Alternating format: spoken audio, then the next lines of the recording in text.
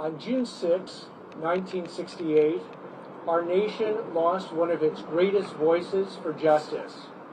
Senator and formerly Attorney General Robert F. Kennedy was murdered that night by Sirhan Sirhan here in Los Angeles at the Ambassador Hotel after winning the California presidential primary during the 1968 presidential race. Sirhan Sirhan then went through the justice system. He was convicted. He was actually sentenced to death.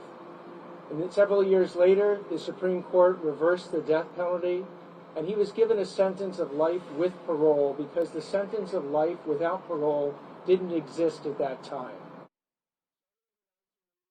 Starting in the 1980s for the next 40 years, spanning 6 different district attorneys from Los Angeles County, who spanned from Democrats to Republicans, Sirhan Sirhan was up for parole 15 times.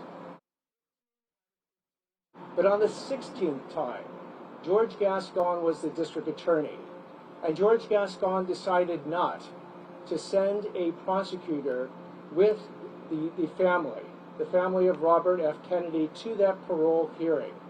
And what the prosecutor gets to do, which is unlike anything that a victim family gets to do, is not only support them, but get access to the prison packet.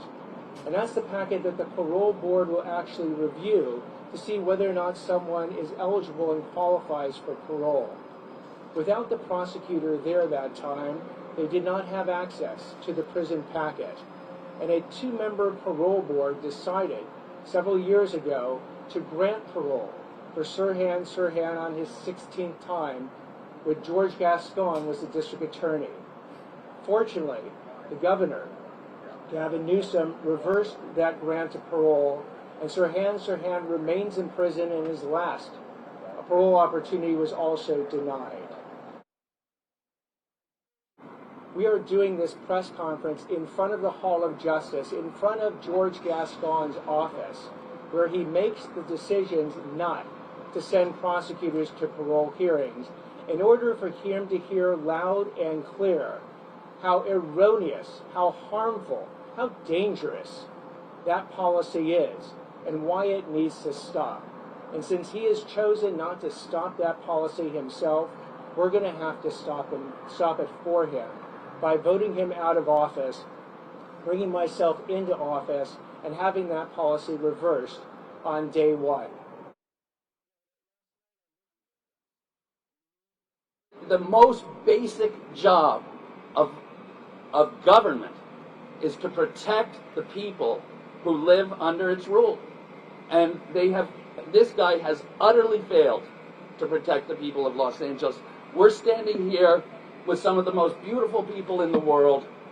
Each of these mothers has lost a child, and they have to go and face the court system alone, without the support of the district attorney, without the government on their side.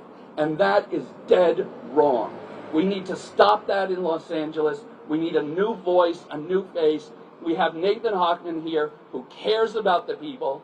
He wants to put the criminals in jail and keep them in jail. And he cares deeply about all of us and everyone here. And that is why we need him in the district attorney's office. Gascon prohibits his prosecutors from filing charges they believe are appropriate. He boycotts parole hearings and leaves grieving victims to fend for themselves. A lot has been written about Gascon's questionable policies. My family and I have lived through them. Gascon has shown time and again that he has more empathy for criminals than he does for their victims. I will be voting for Nathan Hochman for District Attorney, and I encourage all residents of Los Angeles County to do the same.